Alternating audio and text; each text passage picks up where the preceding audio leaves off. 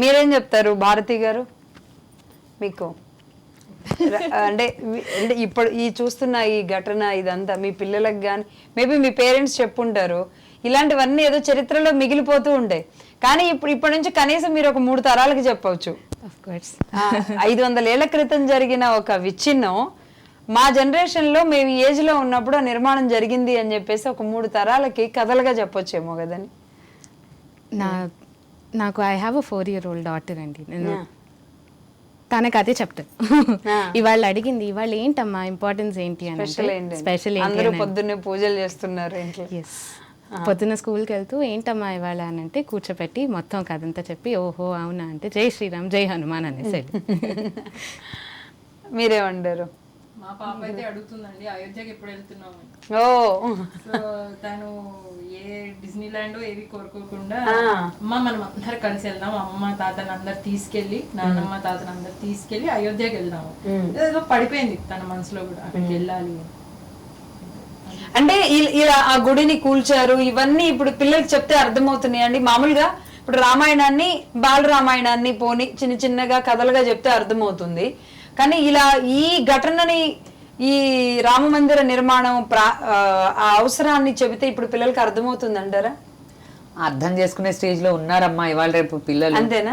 Computer యుగం కదా, వాళ్ళే మనకు చెప్పేటట్టున్నారు. Okay, for them it's like a fresh start.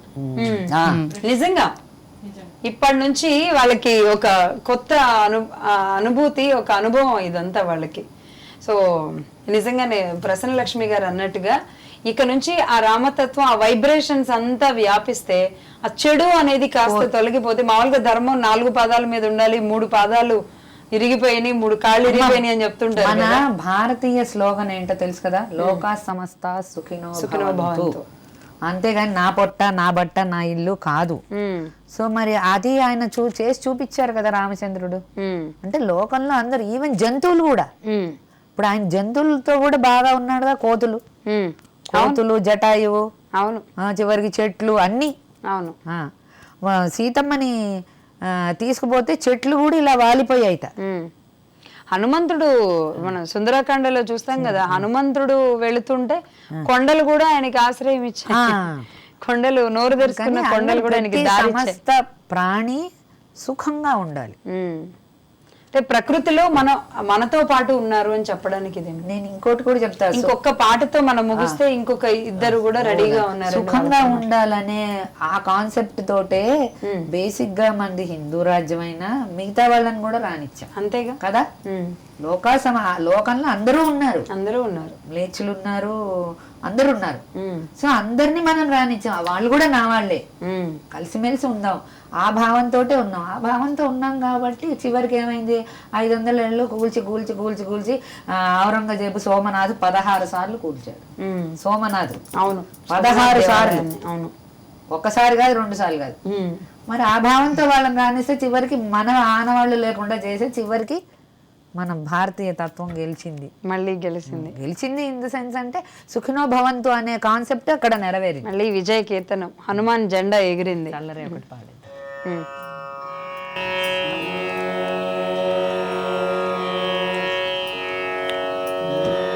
సొంపైన మనసుతో ఇంపైన బంగారు గంపాలతో మంచి చంపకమూలను సొన్నరే రామ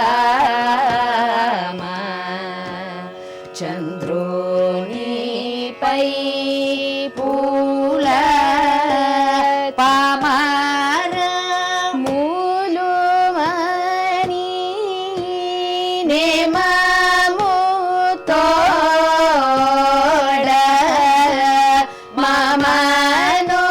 మామనోహరుని పైన తామర పూల చల్లరే రామ చంద్రునిపై పూల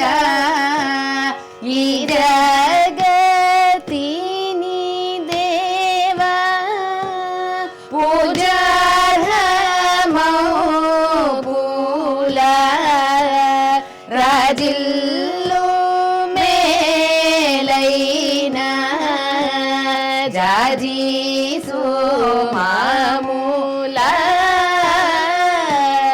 చల్లరే రామ చంద్రోనిపై పూల అమిత పరాక్రమ ద్యుమణి కులార్ణవ విమల చంద్రోనిపై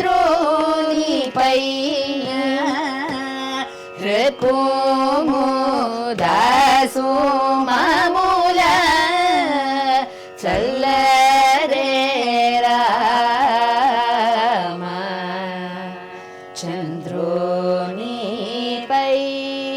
పూల ఎన్నరాని జనన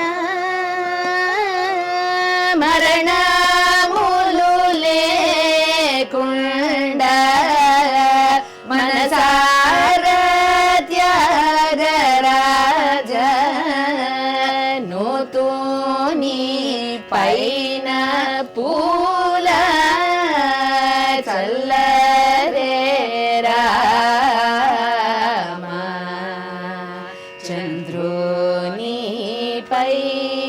పూల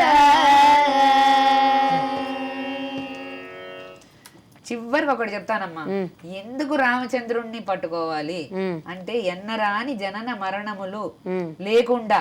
ఇప్పుడు మన మన మతంలో ఏంటంటే దండం పెట్టినా ఏం చేసినా మళ్ళీ జన్మ రాకూడదని కోరుకుంటాం. మనది ఇంకో జన్మ వద్దు. వేరే మతాలు ఏంటంటే స్వర్గంలోకి పోవాలనుకుంటారు.